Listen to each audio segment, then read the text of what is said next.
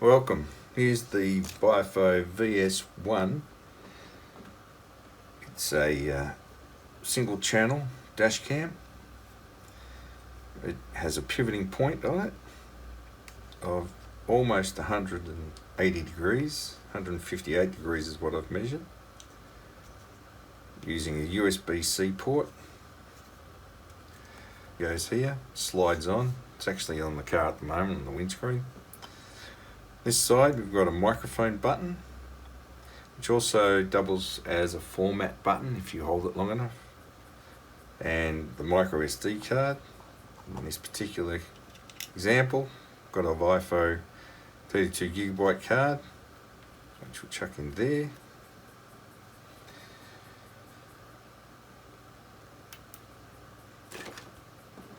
On the back of the dash cam, they have the emergency record button. That also doubles up as the Wi-Fi enable button. You switch on the Wi-Fi by holding that on for approximately 5 seconds. We have a microphone slot and also a light indicator when it's running. It's a very compact little unit. There's the memory card. This is a 2K camera using a Sony sensor, Sony Starvis 2 sensor, IMX675. So what I'm going to do now is just boot it up so you can hear what it does. So I've got this connected to my computer, but it can supply, it's a USB 3 port, it can supply enough current to make this work. So plug this in here.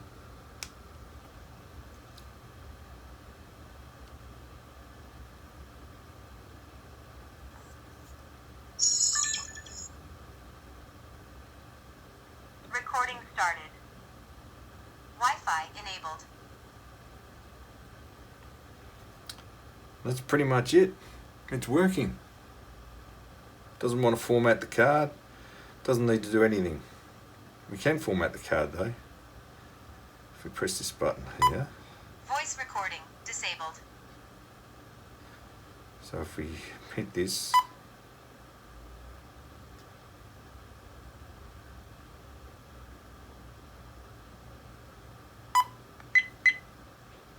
righto, that's stopped recording. Memory card format successful.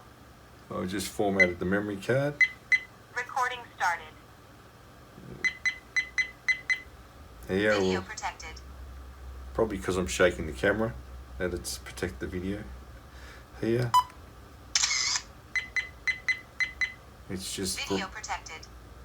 so video protected. Now if I hold it,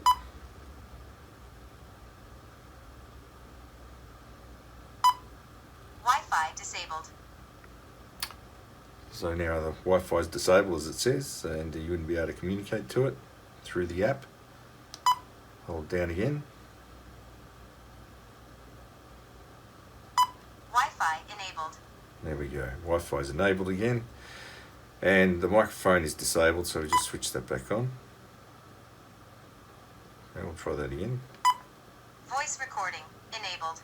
There we go. Voice recording enabled. And that's pretty much all I can say. The blue flashing light. I'll have to look that up. I'm not sure what that does. And in front of the camera, not really doing anything, but that's exactly what it should do. So, the camera could be mounted on a flat windscreen. As you can see, it's not 180 degrees, and on the opposite,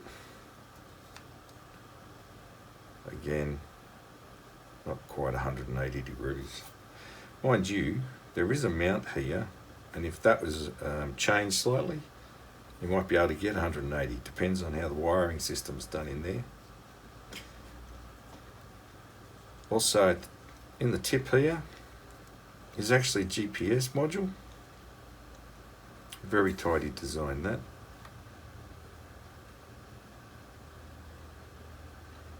Another thing worth noting,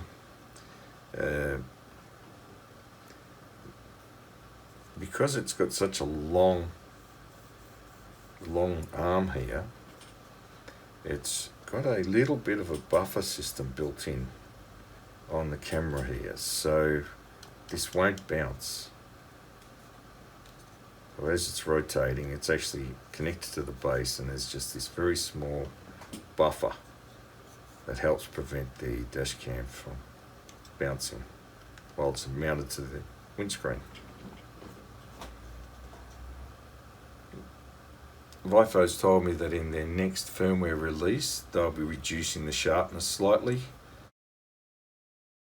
because it's a little bit too sharp and sort of spoils the image a touch. This has got HDR, it's built in with timer, HDR with the timer capability. So it's quite a little package. It's got lots of things going for it. There you have it, just a brief view of the Viofo VS1 Dashcam with the 32 gig memory card installed, and as you can see, it only has 2 buttons to control it, and it has Wi-Fi. It can do 5 gigahertz and 2.4 gigahertz, both communicating back to the Viofo app via your phone, so you can do all the other configurations like time settings, and you can format the card in there. You can play back videos, you can download videos through the app, all those sort of things. So, there we are. Thanks for watching. And this is when it shuts down.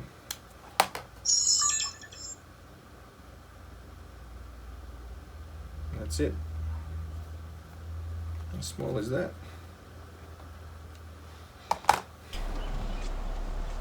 There's the camera stop.